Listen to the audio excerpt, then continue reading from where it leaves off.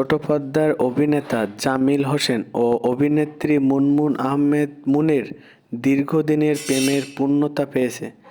এবার এক সাক্ষাৎকারে জামিল হোসেন বলেন, বিয়ের পরে ঠাস করে লন্ডনে চলে গেছি। একটা লম্বা সময় লন্ডনে ছিলাম, ফেরার পরে তুর্কি এসেছিলাম। এদিকে মুনমুন বলেন, আম্মু আগেই বলতো যে নোয়াখালী বরিশালের ছেলেদের কাছে আমাকে বিয়ে দিবে না, বা আমাদের 3 ভাই আছে তাদের কাউকেও বিয়ে দিবে না। তার কথায় নোয়াখালীতে গিয়ে বিয়ে হয়েছে।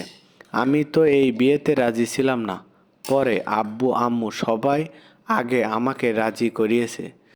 জামাই ভালো, ছেলে রাজি, কেন বিয়ে করবে না?